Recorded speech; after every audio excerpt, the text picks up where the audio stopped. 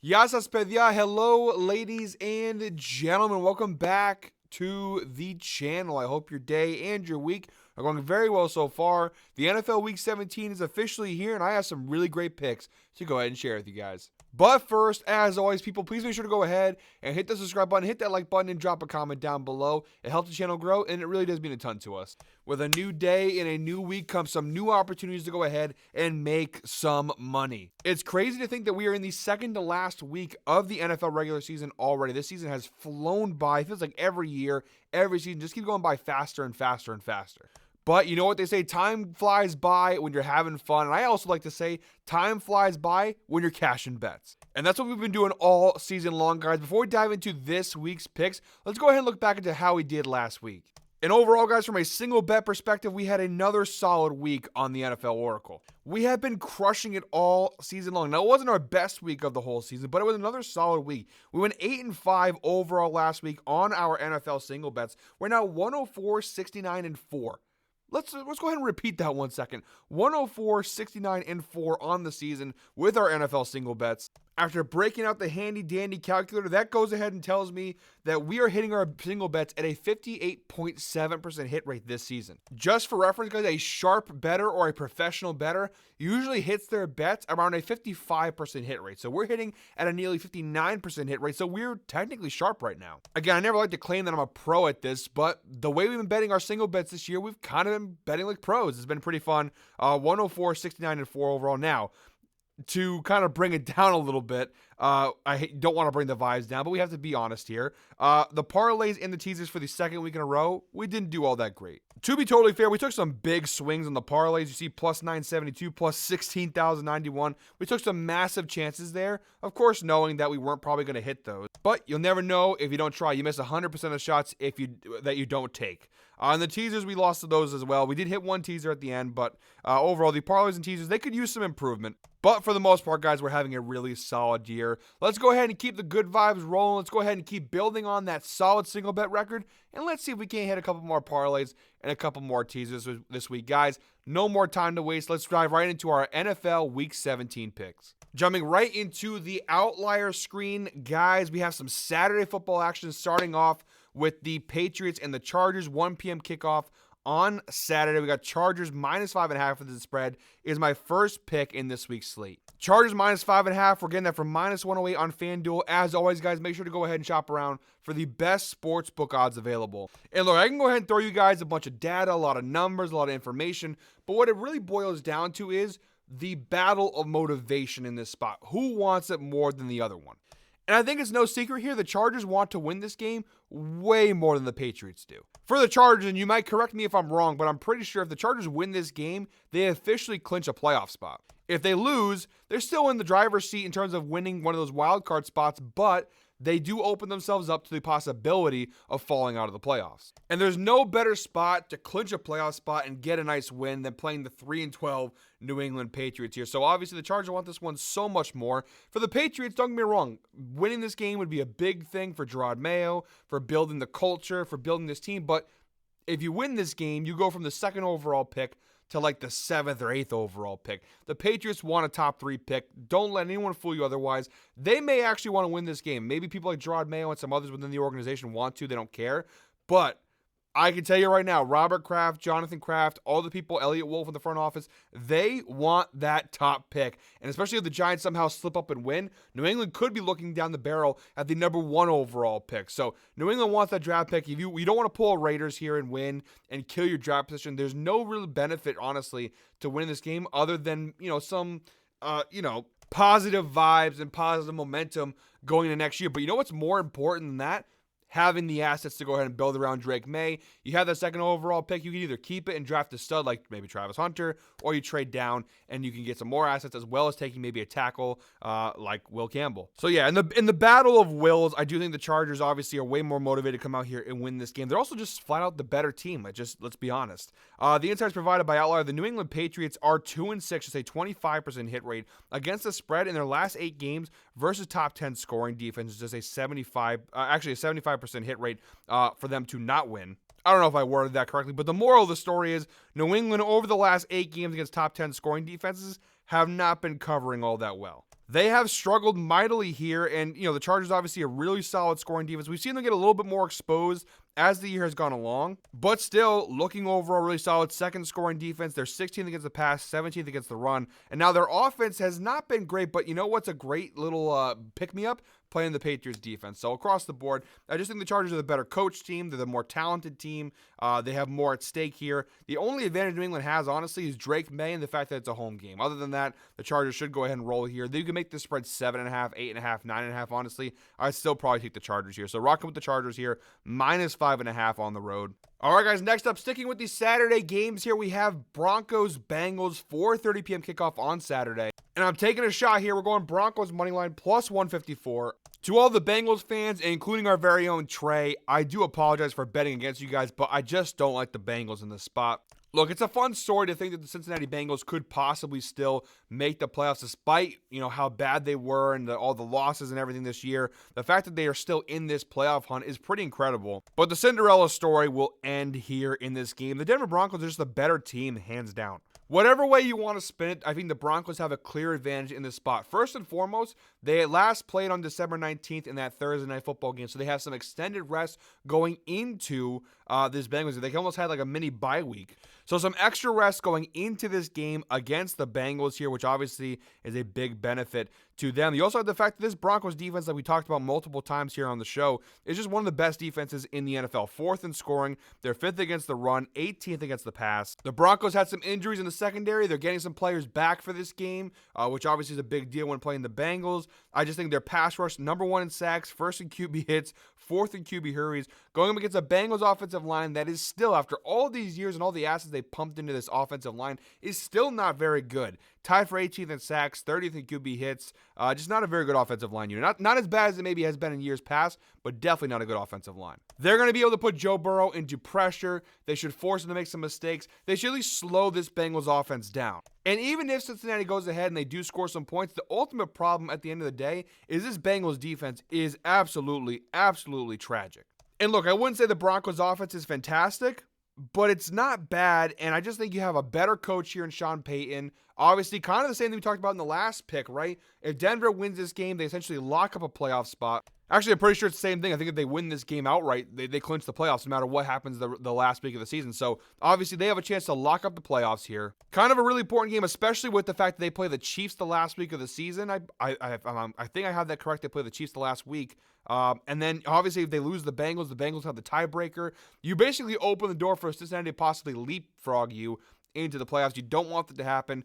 Take care of business on the road. I just don't think this Bengals team is good enough. Look, they have Joe Burrow, they have Chase, they have Higgins. They have some really nice players, but overall, this team is very, very flawed. They have to go into the offseason and figure some of these issues out. I just don't think this team is good enough this year to make the playoffs. Denver's been the better team all season long, and yeah, they had a little bit of a hiccup their last time out against the Chargers, but overall, I do think the Broncos are a way better team in this spot. And the Bengals, look at their wins. They just haven't really beaten anybody that I'm really super jazzed about. I mean, they beat Cleveland when they benched Jameis. They beat Tennessee. They beat Dallas with Cooper Rush. They beat the Raiders, who are a nightmare quarterback. They beat Cleveland again back when they had Dorian Thompson-Robinson and Deshaun Watson. They beat the Giants. They beat Carolina. All of their wins are against not very good teams. Carolina, obviously, Bryce Young renaissance. None of their wins are all that impressive. Denver would by far be their most impressive win on the season. If we actually go ahead and look at strength of victory rankings down below, Cincinnati in the strength of victory poll, they are the worst team in the NFL. They have the lowest strength of victory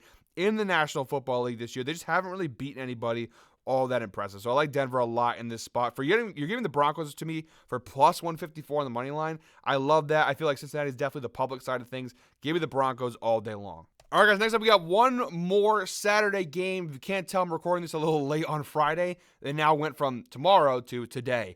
Saturday, 8:10 p.m. kickoff here. We got Cardinals-Rams. I'm taking the Rams here on the spread, -6.5. Again, guys, it's the battle of wills. You're going to see this a lot over this week and next week. Some teams need these wins, some teams don't. The Cardinals legitimately don't have anything to play for. They're eliminated from the playoffs. The Rams obviously want to go ahead and lock up the division. Again, I don't have all the playoff scenarios printed in front of me, but I'm pretty sure if the Rams win this game, they clinch the NFC West. So kind of an important spot. Also on a nice revenge spot here for the Rams. Earlier this year, the Cardinals absolutely whooped them early in the season. Arizona won 41-10. It was a kind of a crazy game. That was back when the Rams, obviously, Cooper Kupp was hurt. Puka Nacua was hurt. They had some key injuries there. So a bit of a revenge spot for the Rams. Obviously, some massive playoff implications in this spot. You lose this game, you open the door for Seattle to come back into the playoff hunt. The Cardinals have some injuries to the offensive line. Their defense has started to fall apart over the last couple of weeks, also partly due to injuries. I just don't like Arizona in this spot at all. I think this Cardinals team is limping to the finish line. And although I do think Arizona's offense should still be able to go ahead and score some points here, I just think the Rams are the better team. They're going to have the motivation factor on their side.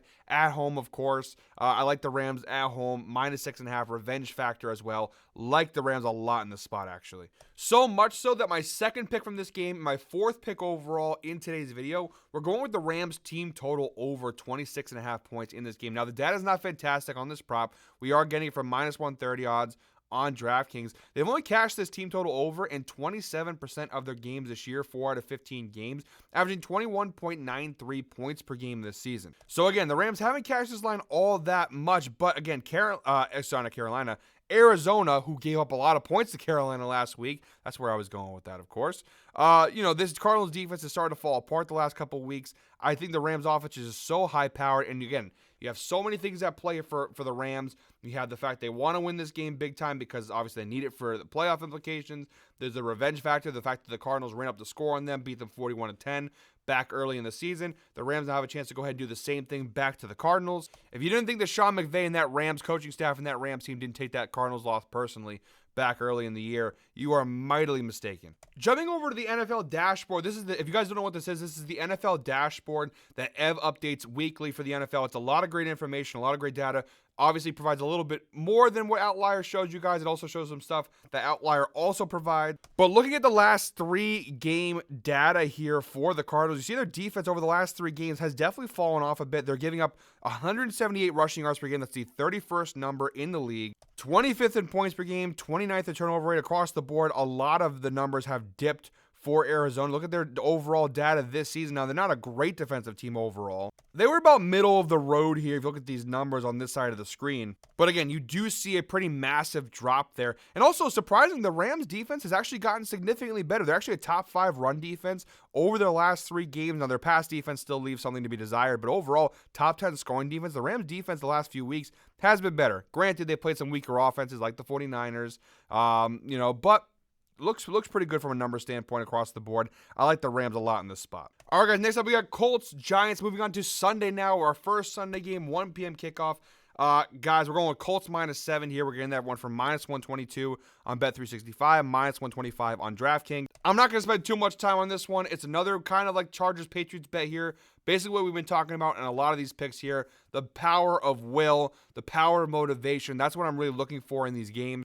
Who wants to win? And honestly, to be frank, who doesn't want to win? And the Giants obviously do not want to win. They currently hold the number 1 overall pick in the draft. There is, and I don't care what anyone says, oh, you got to be competitive. You got to stay competitive and keep playing. Screw that. Respectfully. As a fan, I really get confused by fans of these teams who are like, we want to win no matter what. I'll never root for my team to lose. It's like, dude, I will root for my team to lose over and over. When I was at the Pats-Giants game last year, when Chad Ryland missed that kick got us Drake May. Him missing that field goal is the difference between us getting Drake May and not having Drake May. I will take that missed kick and that loss any day of the week. So yeah, the Giants don't want to win this game. If they do win this game, they're shooting themselves in the foot, and that's not a Plaxico Burress joke, although he did shoot himself in the leg, not the foot, I guess. Either way, sorry to Plaxico Burress, didn't mean to bring that back up. I just don't think the Giants want to win another game this year. The Colts obviously are still fighting for a playoff spot. So again, you have that power and motivation. The Colts need this game badly. The Giants don't want to win. And honestly, even if the Giants did want to win, Giants fans, earmuffs, your team sucks ass. It's really bad. There's no redeeming qualities in this team right now. They're packing up for the year. Daboll will be gone soon. The Giants are toast, which is a good thing because obviously, hopefully you get number 1 overall pick. Maybe you get Cam Ward or Shedeur Sanders. But yeah, Colts -7. I'm not even going to go into numbers or anything like that. I just don't see the Giants putting up much of a fight or wanting to put much of a fight in this one. So give me the Colts -7 here. All right, guys, next up we have Dallas Dolphins, Dallas Cowboys, Philadelphia Eagles, 1 p.m. kickoff. We are recording late night, guys, so apologies if I do fumble my words here and there. We did just work a 12-hour day at the pizza shop, and we're right here recording this one. So I do apologize if I fumble over my words a little bit. We are a little tired over here in the studio. But all right, Cowboys, Eagles, no more excuses here. We got Cowboys plus 7.5 on the spread.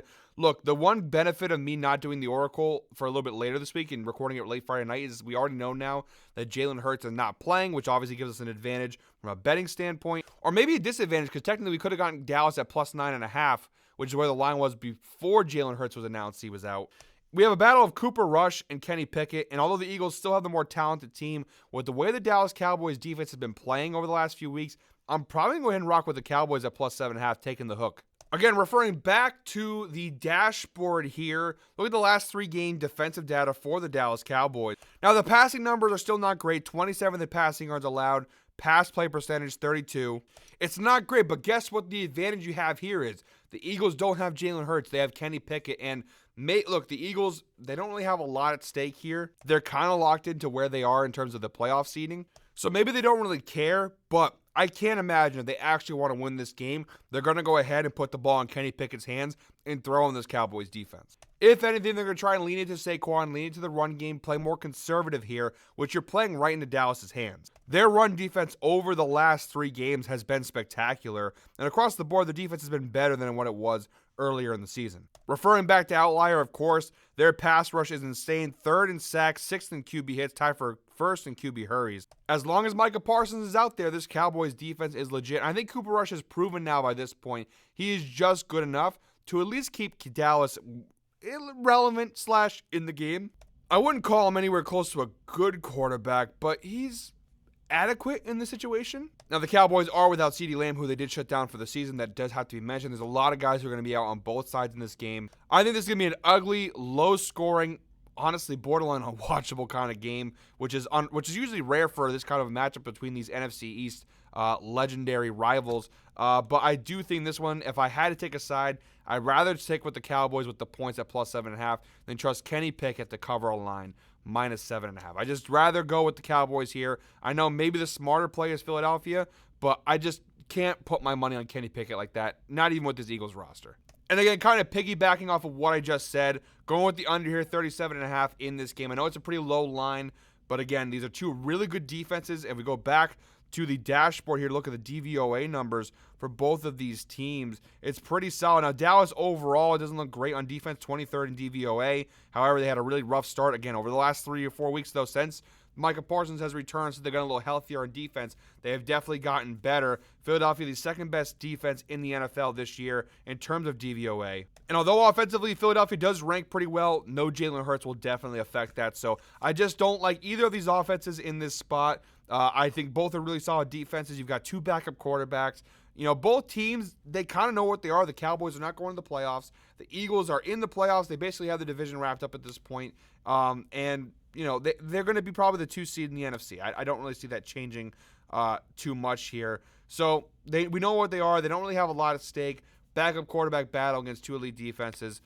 The under seals, even at 37.5, it just feels like the right play here. I do want to go ahead and note, guys, I am skipping over a couple games. I like to let you guys know this while I'm recording, that I don't cover every single game. Now, I try to cover most games in each NFL slate, but the reality is I just don't want to every week. I don't want to force myself to take a bet just for the sake of taking a bet. So just to let you guys know, Raiders-Saints, I am absolutely avoiding that game. 2 teams that want to probably lose unless, I don't know, the Raiders, I feel like they always want to ruin their draft position. But 2 teams that have nothing to go for except for maybe, again, losing the bet of their draft position. The same thing. I'm avoiding Titans, Jaguars. I want nothing to do with those games.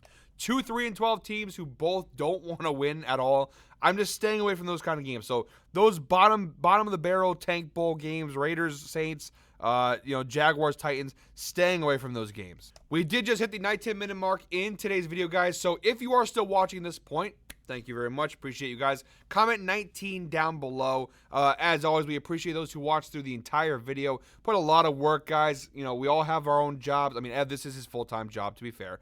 But, myself, Trey, we obviously have careers. We have families, stuff like that outside of this. Family problems, obviously. Appreciate those all the way. Also, by the way, last week, all the thoughts and prayers from my yaya. Really do appreciate that. But yeah, a lot of hard work goes into this. So when people do watch all the way through, We appreciate you guys. So thank you very much. Hope you guys had a great Christmas holiday as well. And one more thing before we carry on with the rest of this week's picks. Make sure to go ahead and check out the Fade Me store. I'm wearing a bunch of the new merch. Shout out to Ev for sending a little Christmas care package. Got the Gambler hoodie on. Honestly, this is one of the most comfortable. I'm not just gaslighting here or just gassing this up. Gaslighting probably wasn't the right word there. Great hoodie. It's super comfortable. Obviously, got the Gambler logo on there. Really cool. We got the Guy Boston black and I love this hat. I actually requested this hat personally from Ev. The black hat with the silver Guy Boston logo with the rope. I'll be wearing this hat pretty often. It's the only time you'll see me wear a front-facing hat on the show is when I have the Guy Boston hat on. Normally, I stick with the backwards hats. But yeah, make sure to check out the Fade Me store. There's a link down below in the description as well as in the pinned comment when you click for the plays. There will be a link to the Fade Me store over there as well. We're offering a lot of the end of the year sales right now to celebrate the end of 2024, so don't miss out on those sales.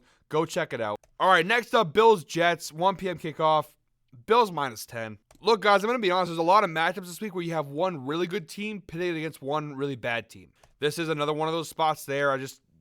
I'm so done with this Jets team this year. I hammered the Rams last week at -3. I'm so thankful that I did. I never understood why that line was where it was at. Vegas has continued to overvalue this Jets team all season long. I'm not buying into it at all. The Bills, who did win last week versus New England, but was kind of a disappointing win, if that makes any sense. Obviously, a win's a win at the end of the day, but there are moral losses and moral victories. The fact that New England jumped out to a 14-0 lead, and the Bills, they did storm back and score 24 unanswered, but the fact that New England, who was a 3-11 team going into that game, hung around with the Buffalo Bills for that long, kept that interesting of a game.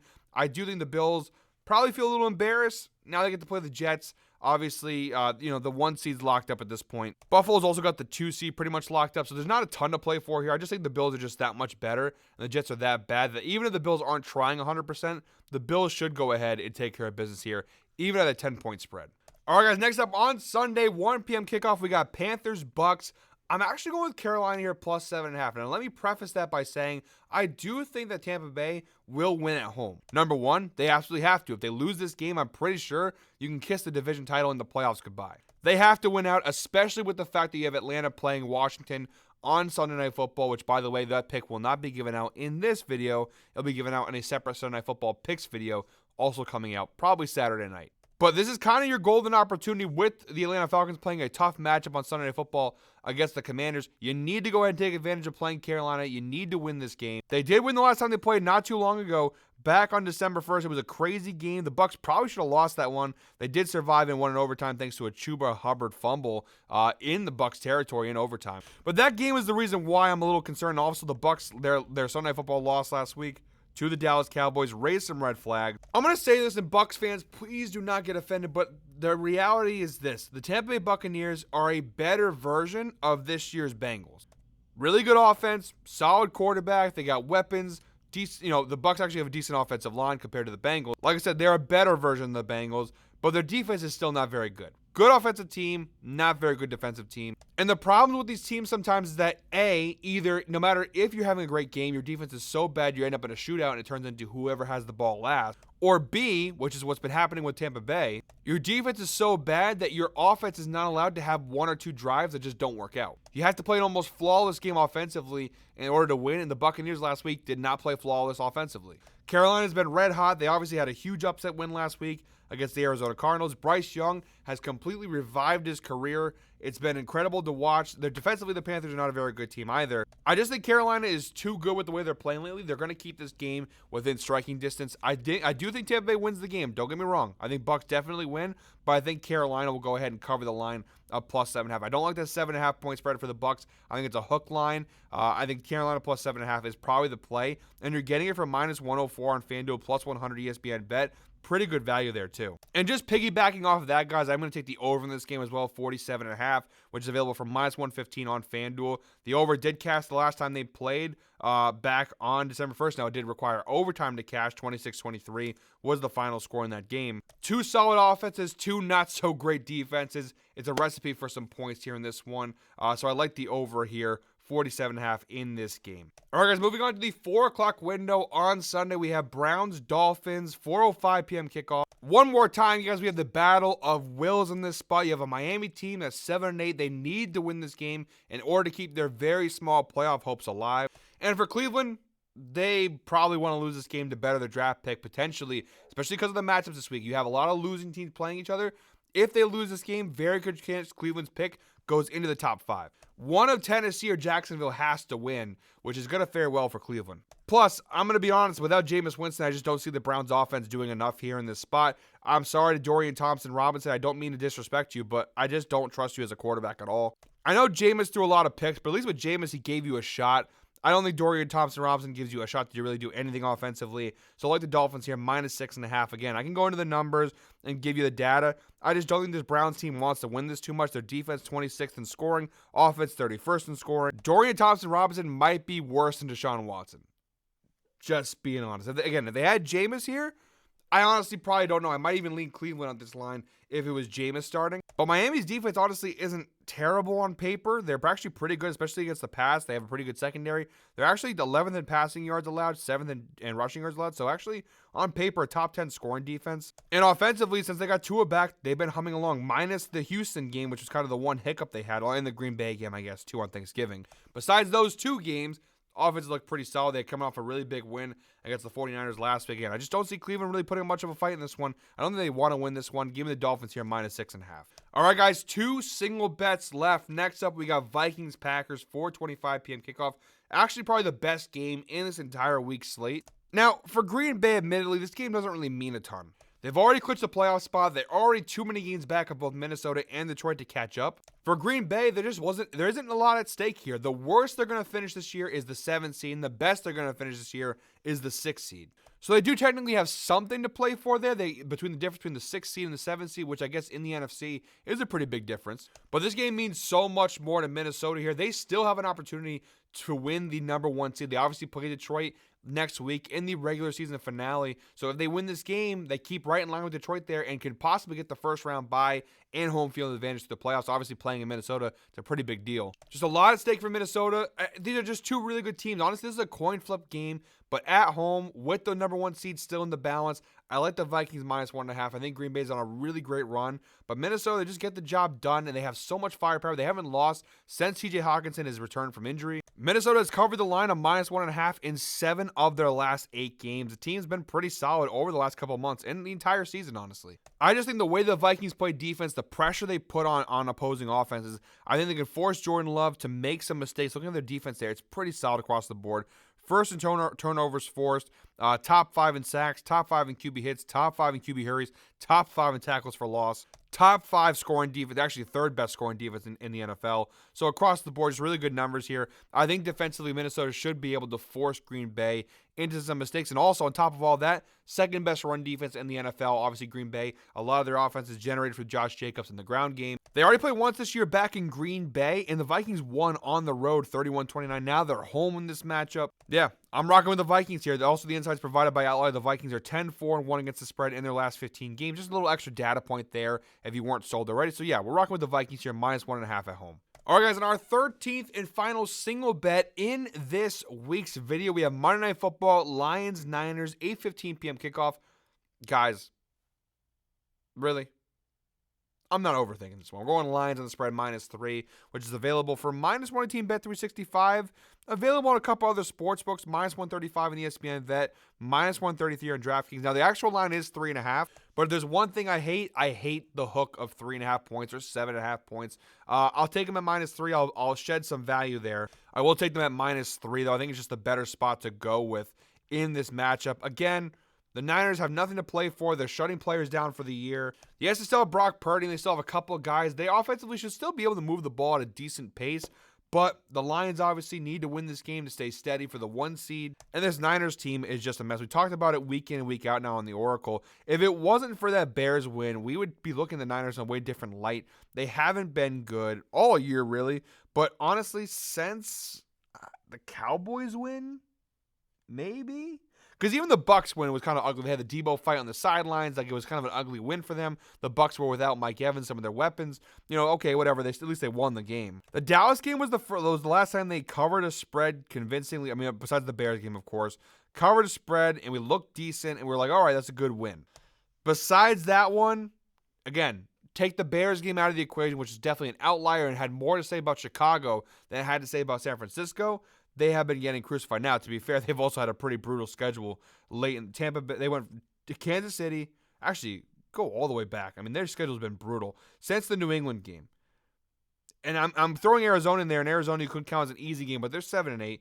Arizona, Seattle, Kansas City, Dallas, Tampa Bay, Seattle, Green Bay, Buffalo, Chicago, the Rams, the Dolphins.